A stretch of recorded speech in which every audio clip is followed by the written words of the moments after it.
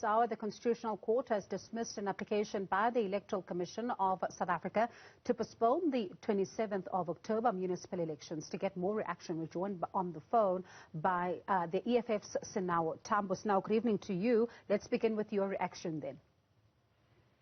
Thanks, Bongo, and greetings to your viewers. Look, the economic freedom fighters have noted the Concourt judgment, which has dismissed the Electoral Commission's application for election to be postponed. But the one thing that I think we must register as a point of departure is our displeasure at how the Concourt seems to take its time to make judgments on issues that are leveled at them as a matter of urgency. And I think it's something that we must apply a lot of scrutiny on in terms of our own perspective. But as the EFF, we have long called for the postponement of the elections on the basis that the political terrain has been closed, and of course this hindered the ability of political parties to engage with constituencies and for the electorate itself to engage with those who seek to lead them. But we are now, of course, bound by the decision of the Concourt, and will abide by it, and will, of course, proceed now to activate our elections machinery and engage in a vigorous elections campaign towards total victory in the local government elections. How do you see that campaign unfolding, especially in light of the COVID-19 pandemic that is still in the midst? Look, as the EFF, we have long declared that we're not going to be bound by nonsensical lockdown regulations, which the ruling party itself do not subscribe to. As we speak, we're told today that there are two regional conferences being held by the ruling party, probably for them to renew the mandate of their structures in order to strengthen their capacity to compete in these elections. And they've been holding councillor candidate nomination processes, which they, of course, failed to submit properly over the past. So we are not going to be the ones who are expected to subscribe to laws that are going to hinder our capacity to compete in the elections. So we are going to go on a full-out campaign. We're going to do door-to-door. We're going to hold electoral rallies, and any consequences that may come with that, we're willing to confront head-on. But we're not going to be the cowards that are subjected to abide by the law while the rest of the country continues in order to suppress the possible electoral victory of the EFF. Now, what does it mean then for the, free and fair elections in the context of what some of the political parties have said, that should, the elections go ahead, they do have concerns that the elections may not be free and fair, especially if they're held this year and not February next year as suggested? Look, that reality remains present. The political space has been closed for a very long time, and elections, it's an EFF position as early as 2020 that elections are not about the voting day, but the processes leading up to the voting day in itself.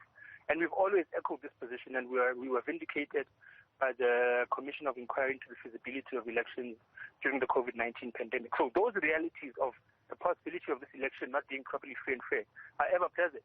But now we have to adjust to this new reality and participate in elections in themselves. But I think one thing we must register as well is a warning to the IEC that they must not construe or misinterpret the judgment issued today as the one that allows room for the reopening of the candidate submission process. Because the judgment is very clear, if we read it closely, that any amendment to the IEC's timetable for local government elections must be relevant to voter registration. So any amendment that we are going to make to the timetable, which has been said it must be applicable as it stands, will be an amendment to allow for room for voter registration for those who were not able to register themselves to vote previously. So that has no room for candidate submission, and we want to register that.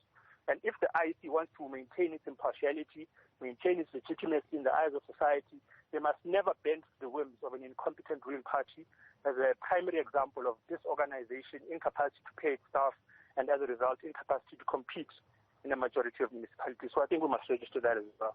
Some are saying, though, that in close, examination, it does look, though, that there might be some room in that particular matter for them to be able to field some councillors and not PR councillors. Well, those who are saying that are simply having a sympathetic view for the ruling party.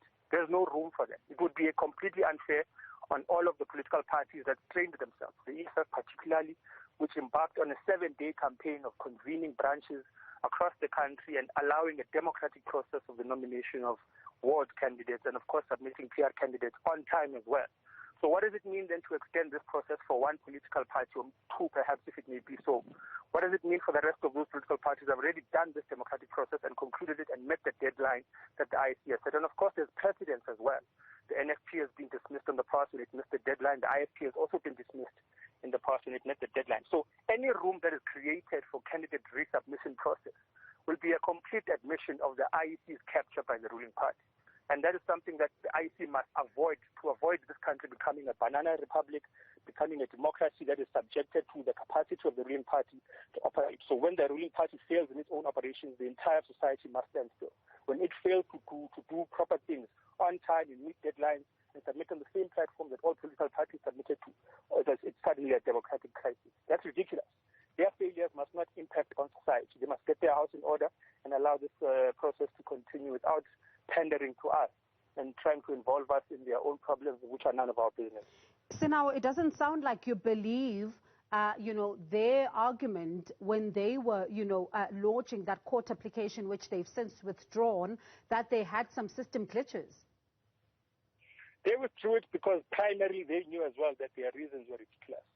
Some of their reasons included that they need the process to be reopened because they didn't reach gender balance in their nomination processes, so there's more males nominated than females. So the rampant patriarchy in the ANC must hold society at ransom. One of their reasons is that there were system glitches, but why is it that the system glitch affected them so much, but the rest of us are fine and have no complaints? One of their reasons is that apparently if they are not present in the local government elections in some municipalities, it's going to hinder the mandate of the National Democratic Revolution. All of the reasons that they submitted to the Electoral Court were ridiculous and nonsensical and were none of our business.